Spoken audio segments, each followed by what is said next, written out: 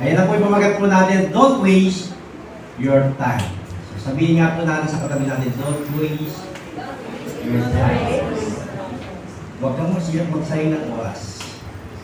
Samahin po ako sa aklat po ng Matthew chapter 24, sa Mateo 24, verse 15-22. So, ayon sa sinabi ng Matthew sa verse 15, dito sa chapter 4, unawain niyo itong mabuti kapag nakita ninyong nagaganap na sa dakong banal ang kasuklam-suklam na kalapastangan ng itinutukoy ni Propeta Daniel. Ang mga nasa Judea ay dapat tumakas papunta sa kabundukan. Ang nasa bubungan ay huwag nang mag-abala pang kumuha ng kahit ano sa loob ng bahay. At ang nasa bukid ay huwag nang umuwi upang kumuha ng balaban. Sapagkat sa mga araw na iyon, kawawa ang mga nagdadalang tao at mga nagpapasuso. Panalangin ninyo na ang inyong pagtakas ay huwag mapataon sa taglamig o sa araw ng pamamahinga. Sapagkat sa panahong iyon, ang mga tao ay magdaranas ng matinding kapighatian hindi pa nararanasan mula ng likhain ang sanlibutan hanggang sa ngayon at hindi na mararanasan pa kahit kailan. Sa katunayan, kung hindi pa ipiliin ng Diyos ang panahong iyon, walang taong maliligtas, ngunit alang-alang sa mga hinilang ng Diyos, paipiliin ang panahong iyon. Kung may magsabi sa inyo, narito ang Kristo, o naroon siya, huwag kayong maniniwala. Sapagkat may lilitaw ng mga huwad na Mesiyas at mga huwad na propeta. Magpapakita sila ng mga kamanghang-manghang himala at mga kababalaghan upang iligaw ang marami kahit na ang mga hinirang ng Diyos. Tandaan ninyo, ipinagpauna ko nang sabihin ito upang kayo'y makapaghanda. Kaya kung sabihin nila sa inyo, naroon siya sa ilang, huwag kayong pumunta roon. Kung sabihin naman nilang naroon siya sa silid, huwag kayong maniniwala. Sapagkat darating ang anak ng tao na parang kidlat, na gumuguhit mula sa silangan hanggang sa kanluran. Kung saan may bangkay, doon nagkakatipon ng mga bigre. Pagkatapos ng kapighatian sa mga panahong iyon, magdidilim ang araw, hindi magliliwanag ang buwan, malalaglag mula sa langit ang mga bituin, at mayayanig ang mga kapangyarihan sa kalawakan. Pagkatapos, lilitaw sa langit ang tanda ng anak ng tao at mananangis ang lahat ng bansa. Makikita nila ang anak ng tao na nasa alapaap at dumarating na may dakilang kapangyarihan at kadakilaan. 31. Sa hudyat ng malakas na tunog ng trumpeta, susubuhin niya ang kanyang mga anghel sa apat na sulok ng daigdig at titipunin nila ang mga hinirang mula sa lahat ng dako. So, pinagpala po ng Panginoon ang kanyang salita. So, yung ating pong message sa umagang ito ay pinapagatan po natin, don't waste your time. No? Huwag natin sayangin ang ating mga oras. So, itong ating binasang ito ay, ang layunin po ito ng talinghaga po ito ay para bigyan daw po tayo ng babala para sa ating hinaharap. No? Babala. Ibig sabihin ng babala ay bibigyan ka ng impormasyon upang ikaw ay huwag magsayang ng oras at sa halip, ilaan mo ang oras mo sa pananampalataya kay Jesus. Kapag sinabing magsayang, no, titingnan po natin sa dictionary, yan po yung ginagamit mo na walang kabuluhan. Use with no purpose. No, kapag nagsasayang ka. Kaya nga, ang oras mo, gamitin mo ng may purpose. Huwag mong gamitin ng walang purpose. So, alalahanin po natin yung sinasabi ng Ecclesiastes chapter 12, verse 1, na ikaw at ako ay, ano ang sinasabi dito? May limit. May panahon ka lang mabubuhay, darating ang araw, mawawala ka na. Yan. So, bakit ka magsasayang ng oras mo? Hanggat may buhay ka, hanggat malakas ka, hanggat kaya mong gawin ang mga bagay na pwede mong gawin, gamitin mo yan sa may layunin. Amen. No? Sabi ng mga ngaral, alalahanin mo yung manlilig ka sa panahon ng iyong kabataan bago dumating ang mga araw at taon na puno ng kaguluhan, panahon na hindi mo na madama ang tamis na mabuhay. So, ang mensahe ng kawig ng mga ngaral ay lilipas ka. Mauubos yung buhay mo, mauubos yung oras mo, yung lakas mo meron ka ngayon, tihina ka pagdating ang araw. Kung masaya ngayon, dating araw hindi ka na masaya. Ang sabi dito, ay hindi mo na madama ang tamis ng mabuhay. So, iyan ang paalala sa atin. Kaya hanggat malakas ka, huwag mo sayangin ang iyong oras. So, para hindi po tayo makapagsayang ng oras, dapat daw po natin ilaan ang ating mga oras sa pananampalataya sa Panginoon. Na ibig sabihin, sa pagsunod. Nang sa gayon ay hindi po masaya. Amen. No? At paano po tayo maglalaan ng oras sa pananampalataya natin sa Panginoon? Or sabihin natin, paano tayo makakaiwas para makapagsayang ng oras? So tandaan po natin, ang buhay natin ay limits o limitado. Darating ang araw, mauubos yan, so huwag natin sayangin. So paano natin ngayon may iwasan na magsayang ng oras para sa iyong buhay? Number 1, dapat daw po tayo ay laging nagmamasid o be watchful and pray. No, lagi kang nagbabantay, lagi mo tinitingnan ang mga nagaganap sa mundong ito at sa buhay mo. Sabi ng 1 Peter chapter 5 verse 8, tandaan po natin na ikaw o tayo ay may kaaway. Kaya ang sabi ni Apostol Pedro dito, maging handa daw tayo at magbantay dahil may dyablo na kaaway mo, kaaway ko, na para daw na leong umaatungal at nagbabantay yan sa ating paligid, aligid po siya at naghahanap ng pagkakataon na ikaw ay silain. Naghahanap siya ng pagkakataon na ikaw ay wasakin. Naghahanap siya ng pagkakataon na ikaw ay bisitin, guluhin, linlangin, dayain. Alisin ka sa pananampalataya mo kay Lord, kay Jesus. Tanggalin ka dito sa pananampalatayang ito. Marami siyang gagamiting mga instrument para mawala ka sa pananampalatayang ito. Kaya tandaan po natin na lagi tayo mapagmasid. Lagi ka magbantay na baka nawawala ka na o naiinis ka na. No? So tandaan natin, may enemy o may kalaban tayo na gagawa ng mali para sa iyo. Na ang kalaban na yan, ilalayo na tayo sa Diyos. Kaya maging handa po tayo lagi. Maging mapagbantay, mapagmasid. Baka nalilibang na po tayo, hindi natin alam na dadayan na po pala tayo ng dyablo. Kung titingnan po natin sa ating binasang text, sa verse 15, pag-ibalik po ang verse 15, no? Na maging handa din po tayo at laging tingnan ang nangyayari sa paligid. Sa Matthew chapter 24, verse 15, yan. Ito po ang sinabi dito ng ating Panginoon. Unawain daw natin ito ng mabuti. Kapag nakita daw natin na nagaganap na sa dakong banal ang kasuklam-suklam na kalapastangan ng tinutukoy ni Propeta Daniel, so tingnan po natin yung mensahe. Kapag nakita, so dapat nagmamasid ka, tinitingnan mo yung nagaganap sa dakong banal. So, yan pinamagandang kung look Israel and look yourself. Tingnan mo lagi ang bansang Israel at tingnan mo ang iyong sarili. No? Kung ano na kalagayan ng Israel at ano na ba ang kalagayan mo. Bakit? Ano ba ang meron sa Israel? Bakit pinakikita yan ng Panginoon? Alam naman po natin ang ating Panginoon ay doon ipinanganak sa bansang Israel. At ang Israel po ay sila po ang mga inapo ni Abraham. No, sila po yung mga lahi ni Abraham sa laman.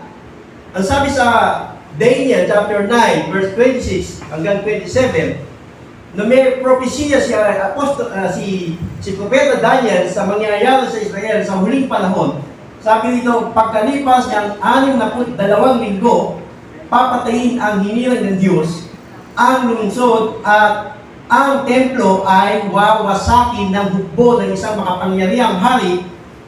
Ang wakas ay darating na parang baha at magkakaroon ng digmaan at pagkawasak na tinakda ng Diyos. Dito sa sinabi ni Propeta Daniel, bago dumating yung wakas ng mundo, na may magwawasak daw sa lungsod na walang iba kundi ang Israel. No? At ang sabi dito, ang haring ito'y gagawa ng isang matibay na kasunduan sa maraming tao sa loob ng isang linggo. Pagkaraan ng kalahating linggo, papatigilin niya ang paghahandog, ilalagay niya sa taas ng templo ang kasuklam-suklam na kalapastanganan, mananatili ito roon hanggang sa wakasan ng Diyos ang naglagay nito. So alam naman po natin yung Israel, nandun po yung Jerusalem. Yung po yung tinatawag na holy place o holy land. Kapag naglakbay ka sa Israel, ang sabi ng mga manlalakbay, mga Pilipino, nandito ako sa holy land. Nandito ako sa holy place. Kasi ito yung lugar na kung saan tinalaga po ng Diyos para sa kanyang bayan. Mula kay Abraham hanggang sa mga lahi niya. Kaya marami pong mga Christians, mga pastor, mga pupunta ng Israel para makita nila kung saan ipinanganak ang Panginoong Yesus, kung saan yung mga lugar ni David, yung mga nababasa natin sa Bible, lahat po yan nasa Israel. Ngayon, ang sabi nito, nagbigay ng babala ang ating Panginoon, bantayan niyo ang Israel. Lagi niyong ipanalangin na Israel. Ngayon, kapag nakita ninyo na winawasak ang Israel, ano po ba ang news ngayon? Giyera sa Israel. Lahat ng Kristiyano sa buong mundo nakabantay sa Israel. Kasi ito yung propesiya sa muling pagbabalik ng ating Panginoon.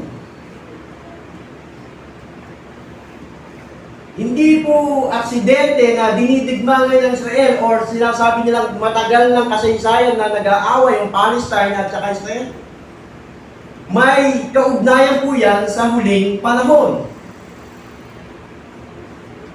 At kung dumating na yung araw na lumitaw na yung makapangyarihang hari at pagkakaisahin ng mga tao upang wasakin ang banal na lungsod, magaganap yung propesiya sa mundo.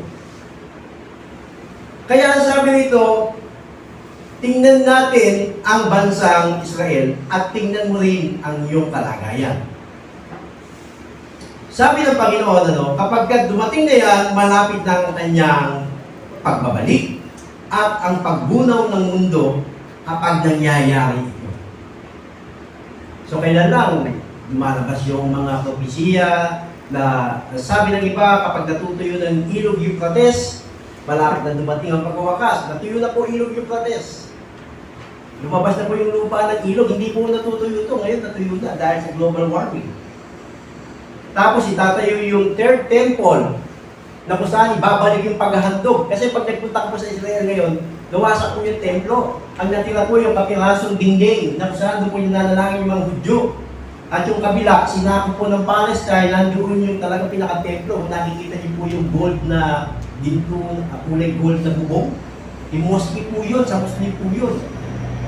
Darating po ang araw na itatayo yung third temple. And then, after nun, yan, doon maghahari yung tinatawag dito makapangyarihang hari at gagawin kalapastanganan yung paghahandog. So tayo mga Kristiyano, ano kaugnayan natin dito? Meron po tayo kaugnayan. Dahil ngayon nakikita na po natin ang nangyayari sa Israel, no?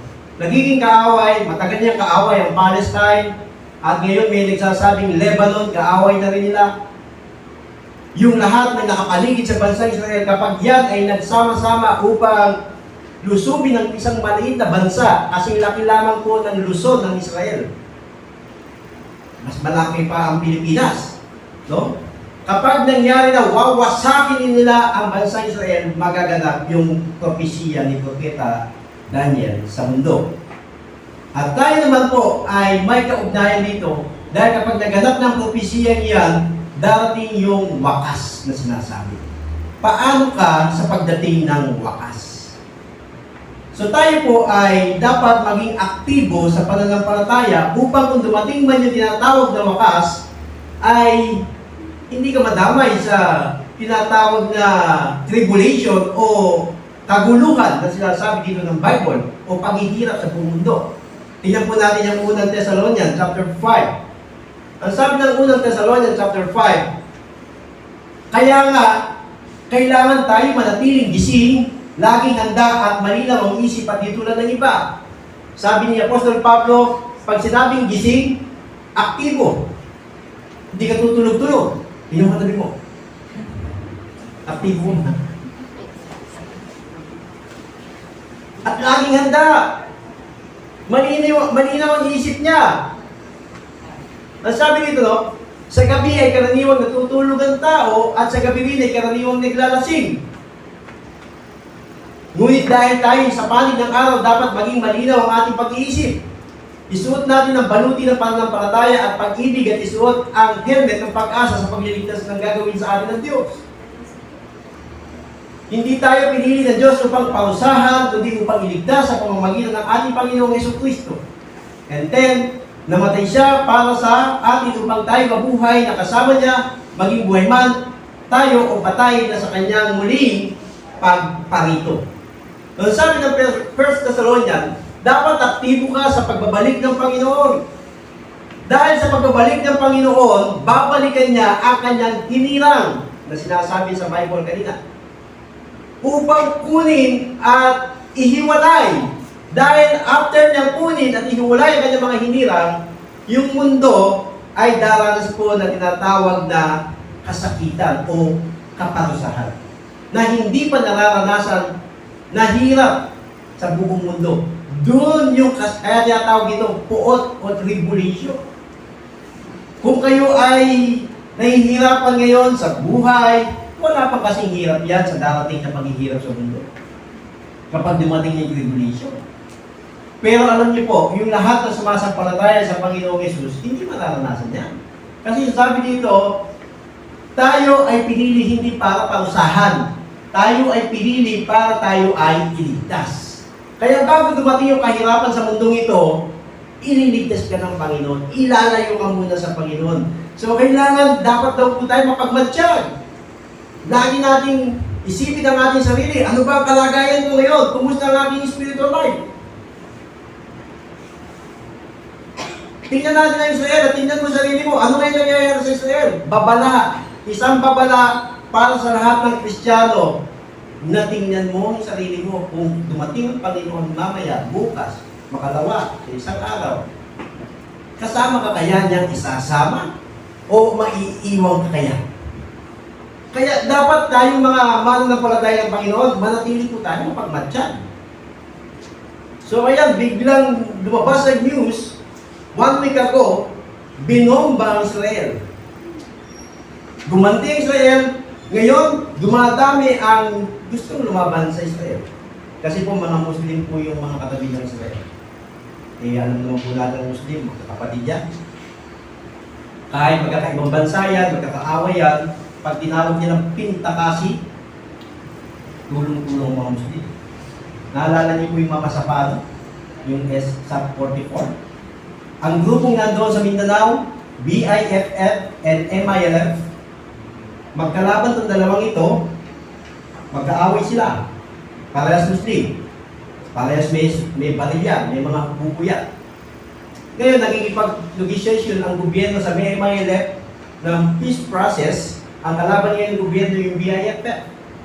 Pero dahil hindi sila nagkaroon ng information sa MILF para maiwasan ang kanilang paglusog upang huliin si Marwan na isang international terrorist, lumusog sila ng palihim. So nagkaroon ng bakbakan ng ating mga kapulisan na SAP-44 na hindi alam ng mga MILF na lulusog sila upang kunin si Marwan. So nandun yung BIFF. Yung BIFF po ay yun yung umaampun kay Marwan.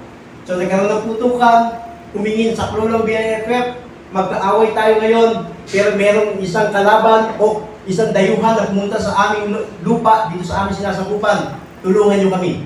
Nagkaroon ng tulungan. Ang MILF at BIFF, dahil ang mga Muslim, pagka nagigipit at kapwa ng Muslim, magtutulungan mo rin. Kahit nag-isip mo kasulong ngayon. Kalimutan mo na yung war, pintakasi tayo. So, ganyan ang nagaganap kung sakaling magkasama-sama ang mga bansa na sa paligid ng Israel, pintakasi. Nandiyan yung Saudi, nandiyan yung Iraq, nandiyan yung Jordan, yung Kuwait, nandiyan yung Palestine. Nakapaligid sa Israel po yan. kapag sila'y nagtulong-tulong at pagkaisa ng Israel ng pakbakin. Yun yung sinasabi ng banal na kasulatan. Ngayon, ilang bansa na po yung parang kalaban ng Israel na tinatawag, nandiyan na po yung Lebanon at nandiyan na rin yung Palestine. So, dapat matuto po tayo mapabatyan. Ano kaugnayan natin niya dyan? Ang layo ng Middle East sa atin. Kung ikaw ay isang Kristiyano, meron pong tayong kaugnayan dyan. Dahil nasusulat sa Bible, darating ang Panginoon kapag nagaganap na sa banal na dako ang pagwasak. Kaya, number 1, be watchful and pray. Lagi po tayong maging aktibo sa pananampalataya at maging sa pananalangin. Number 2, huwag sayangin ang oras mo.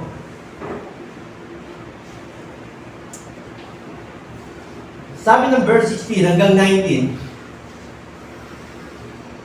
ang mga nasa Judea ay dapat tumakas papunta sa kabundukan. Ang nasa kabubungan ay huwag nang mag-abala pa kumuha ng kahit ano sa loob ng bahay, at ang nasa bukid ay huwag nang umuwi upang kumuha ng balabal. So, makikita po natin dyan, ano? At sa mga araw na yun, kawawa ang mga nagdadalang tao at mga nagpapasuso. Kung nakikita po natin dito, sa verse 18, sa verse 17, huwag mo nang pagkaabalahan yung mga bagay na pangangailangan mo kapag naganap na yun. Ibig sabihin, huwag na po tayo magsayang ng oras. Kaya mga kapatid, ang isang mensahe nito, matuto po tayo magbalanse sa buhay. Huwag kang pumupos kung naghahanap buhay ka, nakapokus ka sa hanap buhay, nag-aaral ka, nakapokus ka sa pag-aaral, magbalanse ka. Kasi baka rapture na, sayang naman. Ang pinakamasarap sa buhay ng isang Kristiyano ay makasama ka sa rapture. O yung sa pagbabalik ng Panginoon, susunduin ka niya. Anong saysay ng pag-aaral mo kung dumating ang Panginoon, naiiwan ka? Kaya sabi nito, huwag mo nang pagkaabalahan pa na kunin yung mga bagay na kulang sa iyo kapag dumating na yun. Kaya, huwag tayong magsayang ng oras. Ano ba yung mga pagsasayang ng oras sa buhay po natin? Balikan natin yung verse 16. Sabi ng verse 16.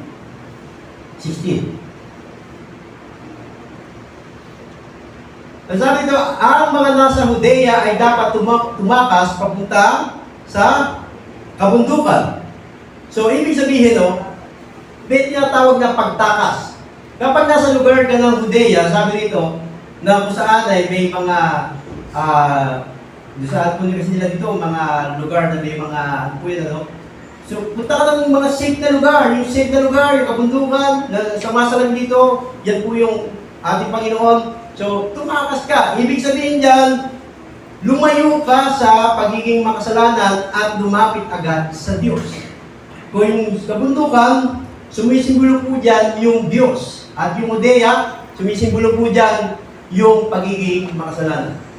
Kaya kapag naganap yan, sabi rito, kapag nasa Judea ka, dapat tumakas ka papunta sa kabundukan. Kapatid, hanggat may pagkakataon, lumayo ka sa kasalanan at lumapit agad sa Diyos. Nananawagan ang Juan Bautista noong panahon na yon sa Matthew chapter 3 verse 2 na sabi rito, malapit na ang paghahari ng Panginoon. Kaya sabi niya, magsisi na kayo at talikuran ng inyong mga kasalanan sapagkat malapit na dumating ang kaharian ng langit. Pag sinabing magsisi, tumatalikod. Hello? Sabi ni Juan Bautista, magsisi na kayo sapagkat darating na ang kaharian ng langit. Talikuran na ninyo ang inyong mga kasalanan. Kaya kung ikaw ay nagsisisi sa iyong kasalanan, tatalikod ka na. Kasi kung hindi ka tatalikod, hindi ka totoong nagsisisi. Kaya sinabihan niya yung mga Pariseo, tsaka yung mga Pharisees and Sadduceo, sa verse 7, chapter 3 ng Matthew, verse 7. Ang sabi niya, yan. May mga Pariseo pong gusto magpabautismo. Eh nakita ni Juan Bautista, nang makita niya lumalapit din sa kanyang maraming Pariseo at mga Saduseo upang magpabautismo, sinabi niya sa kanila, lahi ng mga ulupong! Akala ba ninyo'y makakatakas kayo sa parusa ng Diyos? Eh, patunayan mo muna ninyo sa inyong mga buhay na kayo'y talaga nagsisisi. Itong mga Pariseo, pabautismo nga tayo para hindi tayo maparusahan. So, pumila po sila sa bautismo. Hindi pa ng Jesus. Pero sila, gusto lang nila magpabautismo para hindi sila makasama sa parusahan. Kaya nakita sila ni Juan Bautista. Mga ulupong!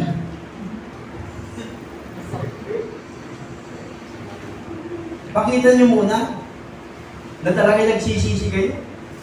At ang sabi sa verse 9, at huwag ninyong akalain na makakaiwas kayo sa parusa ng Diyos dahil sa sinasabi niyo, ama ninyo si Abraham. Sinasabi ko sa inyo na kahit na sa mga batong ito ay makakalikha ang Diyos ng tunay na mga anak ni Abraham. Huwag nating idahilan na ikaw ay born again o umaattend sa church. Ang pinakamahalaga para maipakita mo na ikaw po ay nagsisisi ay panatalig sa kasalanan. Hello? Amen. Amen. So, malapit na dumating ang Panginoon. Nagsisisi ka na ba talaga? Dinidigma ng Israel. Nandiyan yung mga sign sa muling pagbabalik ng Panginoon. Kaya sabi dito, ipakita sa pamamagitan ng pamumuhay. Pangalawa, magtiwala sa Diyos at manindigan sa katwiran. Sabi sa verse 17, sa Matthew 24, ang nasa bubungan ay huwag nang mag-abala pa ang bubungan ng kahit ano sa loob ng bahay. Sabi niya, kung nandiyan ka sa bubong, huwag ka nang bumalik sa bahay mo. Para kunin mo, wala yata ang pagkain, wala yata ang ulo palapat. At ang nasa bukid at huwag nang umuwi pa upang kumuha ng balapan. So minsan, ito po ang mahina ang Kristiyano. Kulang sa paninindigan na siya Kristiyano. Dahil sa pangangailangan sa buhay. Parang sinusugal mo yung pagiging Kristiyano. Yung dahil sa kakulangan, kahit magkasala ka, sabihin mo naman, nagpapalaban naman ng Diyos eh. Alam mo, mali. Mga pandaraya.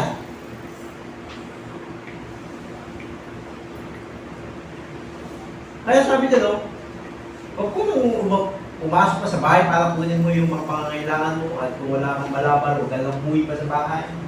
Baka maabutan ka. So paano gagawin natin dyan? Magtiwala sa Diyos at manindigan sa atin. Na ipakita mo na ikaw ay anak ng Diyos. Kahit na bibig ka ngayon, huwag kang papasok sa mga kamalian para lang magkaroon ka ng ipapasok sa siguro. Minsan, Kristiyano tayo. Gagawin natin yung mga bagay na yun dahil lang sa mga pangangailangan. Sabi sa Mateo chapter 6, verse 31, 33. Kaya't huwag kayong mag-alala kung baka kayo'y pakusin sa pagkain, inumin, o damit. Hindi ba't ang mga hintil ang nababahala tungkol sa mga bagay na iyan? Alam ng inyong Ama na nasa langit na kailangan ninyong ang lahat ng iyan. Ngunit higit sa lahat ay pagsikapan ninyo na kayo'y pagharian ng Diyos at mamuhay ng ayon sa kanyang kalooban at ibibigay niya sa inyo ang lahat ng inyong pakatid. Amen. Pakinggan mo natin sila. Huwag ilagay sa kahihiyan ang pananampalataya ng dahil lamang sa ikabubuhay. Kung Christian ka, kung born again ka, huwag ilagay sa kahihiyan ang iyong pananampalataya dahil sa pera. Dahil lang sa pera, Kakalimutan mo na ikaw ay anak ng Diyos, na ikaw ay inubos ni Kristo, na ikaw ay born again. So, mapapahirap. Pero kung tayo magtitiwala dito, sabi dito ng Panginoon, alam naman ng Diyos yung ating pangangailangan. Ba't di mo magtiwala? At ang sabi dito, pagsikapan daw natin na tayo pagharian ng Diyos. At hayaan natin na mamuhay po tayo sa kalooban po ng Diyos.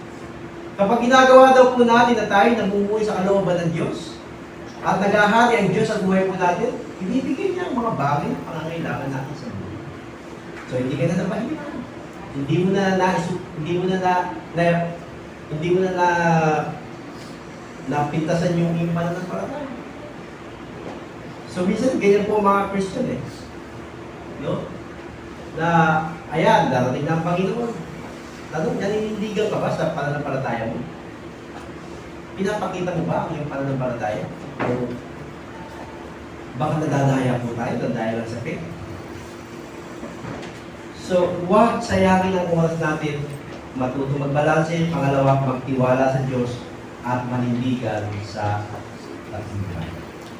Lahat po tayo ay may pangangailangan, pero kung mapapahiran ang iyong pananampalataya at magiging anak mo ng Diyos, makalungkot yan. No? Para makaiwas, magtiwala ka sa Panginoon at huwag kayaan mapahiran ang iyong pagiging isang anak ng Diyos. Letter C. Pangatlo, how to spend our time in believing Jesus, ihanda ang sarili sa pagtakas o yung tinatawag na rapture of the church. Mga kapatid, ito yung pangatlo na dapat daw po natin gawin ay ihanda ang ating sarili sa rapture. Rapture ay totoo. Magaganap ang rapture o yung tinatawag na pagtakas. Kaya ka ira-rapture, tatakas ka sa kapighatian dito sa mundo dito. Yung kasakitan ng mundo, yung parusa ng Diyos sa mundo, ililigtas ka ng Diyos. Rapture of the church. Sabi sa verse 19 hanggang 20, sa mga araw na iyon, kawawa ang mga nagdadalang tao at mga nagpapasuso. So, pagbubuntis o nagpapasuso ay simbolo na mahirap tumakas. Imagine mo sa literal na pagtakas. Buntis ka. Halimbawa, umusok ka sa isang butas, may malaki tiyan. May hadlan. Okay, may baby kang bibilo. Maya-maya, mahuhuli ka. Literal yan sa pagtakas. Ibig sabihin, titignan po natin dyan, parang may mga sagabal sa pagtakas mo. Ito yung mga sagabal na nakadikit sa katawan o sa buhay mo na di maaari o na maaaring sagabal sa pagsama mo sa rapture. Yan. Ito yung umaattend ka sa church pero may vision. Sagabal na kapatid sa rapture. Gusto mo ma-rapture? Tanggalin sa sagabal. Kasi hanggat nandyan si bisyo, paano kayo i-rapture ni Lord? Hello? At yung bisyo, kapatid, kapag hindi mo kayang alisin sa sarili mo, ang tawag doon ay idolatry. Na-idol mo na yung bisyo mo. Bakit hindi mo kayang alisin sa buhay mo yan? Mas mahalaga ba yan kay Lord? Oo, kaya idolatry. Alam mo namang bawal, alam mo namang hindi na dapat ginagawa. Pati ayaw mo alisin. Sabi ng Bible, hindi ka papasok sa langit kapag nasa sayo yan. Bakit hindi mo maalis? Kasi idol mo siya. Idolatry. Idolatry po kasi hindi lang po sumasamba sa isang kahoy, sa isang pudo, sa isang bato. Minahalik ko, iluluhuran. Hindi lang ganun yung idolatry. Yung bisyo, kapag hindi mo maalis yan, idolatry yan.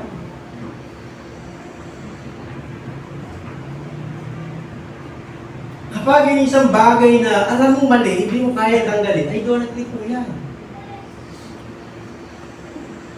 Ano pa yung mga sagabal sa iyong pag-rapture sa iyo? Wrong relationship. Yung maling pakikipagrelasyon. Talakayin po natin yung mga pakikipagrelasyon. Ano? Ngayon po kasi usong-uso yung tinatawag na premarital sex na hindi pa kinakasal, nagsisiping na. Ngayon, yung mga kabataan, kapag nagka-relationship sila, tatabi na. Premarital sex yun. Minsan, Christian, premarital sex nila. Tanong, mararapin ka kaya? Premarital sex, yung nakikipag-sex ka na hindi kayo kasal. Kaya kung hindi ka pakasal, planuhin mo ng pagpapakasal. Kahit sa simpleng bagay lang. Bakit yung unang panahon? Sabi nila, kasi walang panggastos. Bakit yung unang panahon? Kinakasal muna sa West o sa Mayor, tapos magpapakasal ng buong. Ano yung unang panahon? Yung pumunta muna sa munisipyo para yung kanilang pagsasama ay talagang legit. Yung pwede na. Hindi siya ano. Tapos, meron silang tinatakdang date ng kasalabongga. Yung may maaminong, may kakatay na baboy. Tapos, may video sa hapon eh. Kaya lang, minsan kasi ito ang napangit sa isang nagsasama na wala pa tayo pang-video. At ang binagbago. Ay, hindi kayo makakasal. Pero, yayaan niyo si Pastor. Si Pastor may lisensya magkasal. Hahayaan niyo ba na nagsasama kayo na hindi kasal? Premarital sex siya. Magsabi kayo kay Pastor, Pastor, pwede pa kami kasal. Parang West, na walang gastos na malaki. Pakainin nyo lang si Pastor, bili kayo ng isang fried chicken o din yung manok doon. Tapos, kuha kayo ng isang sponsor. Sabihin mo sa sponsor mo, huwag ka nang magbigay, tatayo ka lang ng sponsor para hindi na kita painin.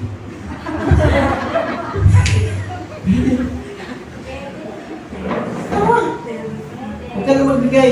Basta sponsor ka lang sa amin. At pakakain mo, bili ka ng may 5-star chicken dyan sa pulang mo. Ay, pinakumul ko na. Kumain kayo, maganda kayo. At least nakasal kayo, binaspasan kayo. Amen. Nawala kayo sa premarital sex. Kaya naman eh. Ngayon, kung meron kayong, pakasal kayo ng bongga. Eh bakit yung unang panahon ganun eh? Minsan yung mga unang nag-asawa, papakasal sa mayor, tapos may kasal na pang bongga. Kaya double wedding, kasi gusto nila yung mga bonggang-bonggang kasal eh. Kung bakit nagagawa nila ng panahon na yun? Bakit hindi natin kayang gawin? Kesa nananatili ka sa ganyang kalagayan, na sa harapan ng Diyos ay nagkakasala. Paano mag-rapture si Lord? Lord, nag-iwan ako! May marital sex ka pala. Amen! Ito, nandito ka na po sa katwiran. Nakilala mo ng Panginoon, daw iayos mo natin buhay natin. Di ba? Homosexuality. Marami din yan. Yung umaattend ng church. Deep inside, love mo si brother ka rin. Love mo si sister ka rin. So, gusto mo siyang makasama sa homosexuality. Laganap na po homosexuality. Kapag ikaw, umaattend ka ng church, may karelasyon ka ng homosexual, hindi mo na-rapture. Love affair. Meron kang asawa, tapos meron ka pamiba. Dalawa. Tatlo. Yung iba, bawal pala sa Kristiyano, magmumuslim na lang ako, pangat dalawa. Sabi ng Lord, yung nangangalo niya, tingnan mo lang ng may pagkalatay babae, nangangalo niya ka na. How much more, yung meron pa talaga ng buo. So, Tingin natin, mara-rapture ka kaya? So yun yung mga hadlang mga kapatid. Ano pa? Hindi makapagpatawad. Yun ang matabi mo. Anuhin mo. No, makapatawad mo pa. Yun yung galit, yung cohort na nakatira dito. Akala natin okay tayo, umano tayo ng church. Hallelujah, praise the Lord. Pero, ganito ako pinagalit. Hindi mo. Bumangon ka, ganun. Pag nakita mo sa church, o kaya pag nakita mo, iiwanan ka kapag hindi ka nagpatawad. Hello? Amen. Haguin mo tayo. Humingi ka ng tawad na kayo. Huwag pinakalipat. So yun po yung mga balakid sa kami. Kaya tingnan natin yung buhay natin, sarili natin, baka isa tayo sa ganitong bahay. So paano ka i-rapture kung taglay mo pa yan? So bago mag-rapture, ayusin na natin yung buhay natin. Amen? Amen! Meron po bang mahirap? Meron po ba? Sabi ko nga sa inyo, kapag yung isang bisyo hindi mo kayang tanggalin, ay idolatry yan. Mas pinipili mo po siya kasi kay Lord. Kaya pagdating ni Lord, hindi ka niya pipiliin. Maiwan ka dyan. Hindi mo pinili. Yung kasal-kasal, sabi ko siya, yayain si Pastor, simple lang to. Wish. Secret. Ang ibig sabihin, kayo naman kayo makasal eh. Ben? Malagay ko marami magpapakasal next week. Verse 20. Ang sabi pa dyan, ipanalangin ninyo ang inyong pagtakas ay huwag mapatakot sa taglamig o sa araw ng pamamahinga. Sabi dyan, ano, taglamig. Hirap lumabas dyan. Gusto nyo nasa bahay, namamalugdot, humihigop ng mainit na kape, or nasabaw, di ba? O kaya, araw ng pamamahinga, hindi ka aktibo, nakahihimbing ka. So, sumasalamin po yan sa mga lukewarm Christian. Yung mga nanlalamig na Christian. Paano kung nag-rapture, nanlalamig ka kay Lord? Di ba sabi ng Revelation, susupa kita or hindi ako nalulugod sa iyo. Andito ko ka, hindi ka na maminit. Umahating ka lang kasi obligasyon. Nawala na yung init sa pananampalataya. Kaya nga dumadaan na yung kasalanan sa buhay ko kasi nga lukewarm ka. Or sabi dyan yung araw ng pamamahinga, yung hindi ka na aktibo sa pananampalataya, nag-backslide ka, nag-rapture si Lord. Iwan ka. Hindi ka niya sasama kasi backslider ka. Kaya ipanalangin daw natin ang pagtakas o yung rapture ay huwag mapataon sa taglamig o sa araw ng pamamahinga. So bantayin natin yung sarili po natin. Verse 21. Sapagkat sa panahon iyon, ang mga tao magdaranas ng matinding kapigatian, hindi pa nararanasan mula ng likahin sa libutan hanggang sa ngayon. Ayan o, at hindi na mararanasan pa kahit ilan. Kahirapan po ang darating sa mundong ito. Di ba ngayon, ang hirap na? Tumaas na naman yung gas, tumaas na naman ng bigas, tumaas na naman ng ulit. Huwag na po tayo magtaka dahil yan ay nakatakda na sinasabi ng Bible na taghirap ang mundo. Darating ang araw na talagang yung gasolina, sandaan na sa dito. Malapit na nga eh, di ba? Eh anong mangyayari doon? Tataas ang bili, tataas yung shampoo, tataas yung masuka, tataas yung bigas, tataas. Hindi kita mo, hindi mataas. Ano nangyayari? Oh, maglugaw na lang tayo.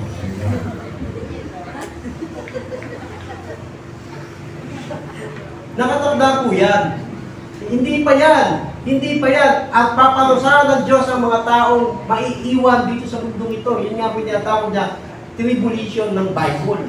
Kasakitan, gigipitin ka, paparusahan ka, at maghahari na po yan si Antichrist, yung kalaban ng ating Panginoon. Yan po yung sugo ni Satanas sa mundo. Pahihirapan niya yung mga lukewarm Christian na hindi na rapture. yung mga nag-backslide na nagbalik loob sila muli sa Panginoon. Nagsisisi na sila kasi naiwan sila, Panginoon, may chance pa, di ba, Lord?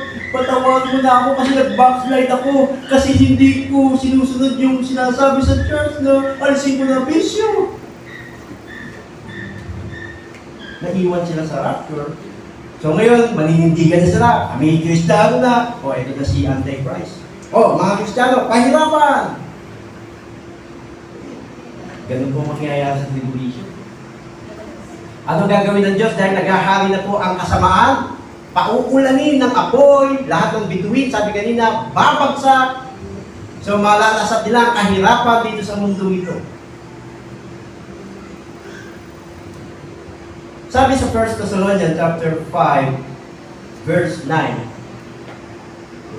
hindi tayo pinili ng Diyos upang parusahan, kundi upang iligtas sa pamamagitan ng ating Panginoong Jesucristo. Kung ikaw ay sumasampalataya sa Panginoon, ipakita mo upang hindi ka maparusahan kasama ng mga maiiwan sa mundo nito. Sapagkat hindi ka pinili para ikaw ay maparusahan.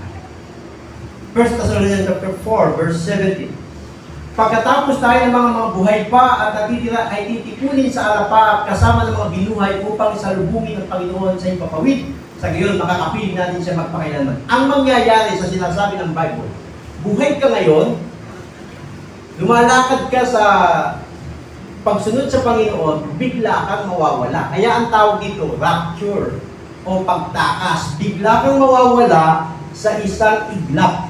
Segundo lang to. Hindi yung dahan-dahan ko naman. Uy, saan ka pupunta? Uy, saan ka pupunta? Hindi gano'n. Bigla akong mawawala. At ang sabi ng Bible dito, dadaling ka sa isang lugar, ang tawag ay alapaap o mga ulap. Titipunin daw doon yung mga hinirang ng Diyos kasama ng mga namatay na muling binuhay upang salubungin ng Panginoon mula sa himpapawid. So wala ka na sa mundo, may natira sa mundo, ang gagawin naman dito sa mga natira, parurusahan na kasakitan. Pero ikaw hindi ka makakatikim nun. Nasaan ka? Asaan ang fountain? Rapture. Na-rapture ka. Paano kung naibot ka? O, di ba? Ang hirap. Alam niyo mo sa Bible, sa panahon ni Noe, doon pinarusahan ng Diyos ang mundo sa pamamagitan ng tubig, si Noe ay naligtas sa pamamagitan ng barko. Tama, no? Na-rapture si Noe kasama ng kanyang pamilya at hindi nila natikman ang kahirapan o kamatayan sa panahon ni Noe. Sa panahon ni Lot sa Bible, pinarusahan ng Diyos ang Sodom at Gomorrah dahil sa homosexuality, no? Tsaka sa iba pang bagay na kasuklam-suklam sa paningin ng Diyos. Pinaulanan po ng apoy yung lugar ng Sodom at Gomorrah, pero bago umulan ng apoy, ang sabi ng mga anghel kay Lot, umalis na kayo rito sapagkat gugunawin ngayon ang lugar na ito. Naligtas o na-rapture si Lot sa pamamagitan po ng mga anghel. Sa panahon ni Noe, barko. Sa panahon ni Lot, mga anghel. Sa atin ngayon, rapture, dadalhin tayo sa alapap dahil gugunawin ng Diyos ang mundo ito na nakatakda. Ngayon, nandiyan na yung pangit-tahit, dinidigma ng Israel. Ibig sabihin, nangyayari yung propesiya. Kung hindi po tayo magsiseryoso sa propesiya nito, na ngayon ay binibigay na babala sa atong mga Kristiyano, huwag na kayo magtaka kung maiiwan ka at hindi mo na makita yung katabi mo ngayon sa katutuan na yan, baka na-rapture na sila o na-rapture na kami. Ikaw makinuwan. Kaya, ihanda ang sarili sa pagtaas. At number 4, may huni ba doon? May huni yung motor. Number 4, how to spend our time in believing Jesus. Ito po, sumali po tayo sa discipleship program. Ito po kasi programa ng Panginoon. Tingnan sa verse 29 at 27. Kung hindi ka pa kasali dito sa discipleship program, sumama ka ng kapatid. Ang sabi nito, Kung may magsasabi sa inyo, narito ang Kristo o naroon siya, huwag kayong maniwala. 24, sapagkat may lilitaw ng mga huwad na Mesiyas at mga huwad na propeta, magpapakita sila ng mga himala, para mapaniwala yung mga tao walang alam, no? Mga kababalagan, upang iligaw ang marami, kahit na yung mga Christian, yung mga hinirang ng Diyos, pwede palang maligaw. Kasi hindi sila kasama sa discipleship program. Wala silang alam. Maniniwala sila doon. Kaya kahit na Christian na sila, naniniwala pa sa mga bularyo. Naniniwala pa sila sa mga gamot na hindi naman doktor. Naniniwala pa sila sa mga sabi-sabi. Naniniwala pa sila dun sa pangit-pangit. Dito sabi ng matatanda, kung masama daw yung ganyan. Tapos wala naman sa Bible. Kapaniwalaan pa. Tapos kaya may nagpanggap na sumasalib si Kristo dun sa isang magagamot. Hoy, si Jesus sumasalib na. Panginoon. Nasa Bible ba yan? Kaya ang gagawin, sasambahin yung tao na yun. Sumasalib daw si Jesus na ginagamit. Kaya magpapanggap lang sila yan. Tapos may mga preacher na mali yung teaching. Nami-misinterpret na yung Bible, ililigaw na sila, sasama na sila doon. Napanood nila sa TV yung magaling na mga ngaral, tama nga naman. Ba't ang galing mo, ang dali mo mapaniwala? Kasi hindi ka kasama sa discipleship program. Ayun, madali sila mapaniwala, pati yung mga hiniran ng Diyos, kung maatin ka na dito sa church, napapaniwala ka pa ng mga ngaral na yan? 25. Tandaan ninyo, ipinagpauna ko na sabihin ko ito upang kayo makapaghanda. 26. Kaya kung sabihin nila sa inyo, naroon siya sa ilang, huwag kayong pumunta roon. Kung sabihin naman nila, naroon siya sa silid, huwag kayong maniwala. At 27, ang sabi dyan, sapagkat dating anak ng tao na parang kidlat na bumubuhit mula sa silangan hanggang sa kanluran. So, madaling mapaniwala ang isang Christian kung wala sa tinatawag na discipleship program. Kahapon may binautisman po tayo, so pasok po kayo sa discipleship program. Punta po tayo sa mga live group, sa discipleship, nang sa gayon lumago po tayo sa pagkakakilala sa Panginoon. Kasi kung hindi ka kasali sa isang live group, hindi ka kasali sa discipleship, madali ka mapaniwala at madali ka lang iligaw. Sabi sa Matthew 28, verse 19 hanggang 20, kaya't habang kayo mahayo, gawin ninyong alagad ko ang mga tao sa lahat ng bansa, bautismo ninyo sila sa pangalan ng Ama at ng Anak at ng Espiritu Santo. So nabautismo ka na kahapon. Turuan ninyo silang sumunod sa lahat ng iniuutos ko sa inyo. Ayan yung discipleship program. Pag-aaralan mo ngayon yung utos ng Panginoon. Ipamuhay upang lumalim, ipakita na ikaw talaga ay anak ng Diyos. Sabi sa aklat ng Matthew 11:29 hanggang 30, pasanin daw natin ang pamatok ng Panginoon at sundin daw natin ang kanyang mga tinuturo sapagkat ako'y, sabi niya, siya daw ay maamo at mapagpakumbabang loob. Pag sinabing pamatok, Christianity po yan. Discipleship program po yan. So taglayin mo ang pagiging Kristiyano mo. At ang sabi nito, mag-aral daw po tayo tungkol sa Kanya. Nang sa gayon, hindi ka madaling mailigaw ng mga magagaling na mga ngaral dyan sa TV, sa cellphone. At merong mga sumasanib daw si Mama Mary, sumasanib daw si ang Panginoon doon, si Ama, si Ina, si Bunso. Mayroong mahal na ina, may mahal na ama. May Santo Niño. May Santo Puto. Ikaw naman, dahil alam, masabi ko, gini, sabi ko, gini, papayo. Hey! Kasi, naniniwala.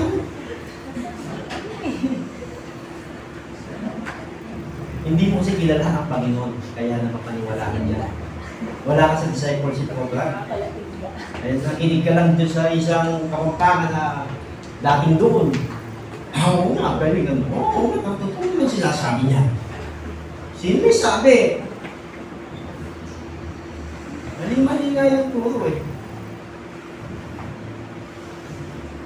Hindi po akma yung kanyang mga tinuturo. Ikaw naman, ay kagaling. Sasama na ako dyan. John chapter 10, verse 14, nasabi rito, nakikilala daw ng Panginoon yung totoong kanya at naririnig daw ng mga tupa yung tinig ng Panginoon. Ayun, ako ang mabuti pastor. Kilala ko ang aking mga tupa at kilala ako ng aking mga tupa. Bakit kilala nila ang tinig ng Panginoon? Pumasok po siya sa discipleship program, alam niya ang tama at di tama. Alam niya ang paniniwalaan niya at hindi dapat paniniwalaan. Malalim to, kapatid. Kaya ikaw, kung sumama ka sa discipleship program, ganyan ang mangyayari sa iyo. Makikita mo ngayon yung mga nangangaral kung kay Kristo o hindi. Hindi ka maililigaw. Hindi ka maidadamay ng kung sino-sino man. Bakit? Lumalim ka kasi kapatid. At dahil malalim ka, kasama ka sa babalikan ng Panginoon. Amen. Matthew 24, verse 29 hanggang 31. Pagkatapos ng kapighatian sa mga panahon yun, magdidilim ang araw, hindi magliliwanag ang buwan. Manalaglag mula sa langit ang mga bituin at mayayanig ang mga kapangyarihan sa kalawakan. 30. Pagkatapos, lilitaw sa langit ang tanda ng anak ng tao, second coming, at mananangis ang lahat ng bansa. Yan nga po yung mga believer. Makikita nila ang anak ng tao na nasa alapap at dumating na may dakilang kapangyarihan at kadakilaan. 31. Lay. So sabi sa 31, nagdabawasan. Ang text natin ng 31, ba? 31. Sa hudyat na malakas na tunog at trumpeta, susuguin niya ang kanyang mga anghel sa apat na sulok ng daigdig at titipunin nila ang mga hinirang mula sa lahat ng dagat. So mga kapatid, ang mga hindi nagsayang ng oras ay makakasama sa rapture ng Panginoon. Sila yung mga masaya sa pagsalubong sa Panginoon. Sila yung mga sumali sa discipleship program. Sila yung mga inihanda ang sarili sa rapture. Sila po yung mga hindi nagsayang ng oras. At sila po yung mga naging mapagbantay at laging mapanalangin. Amen?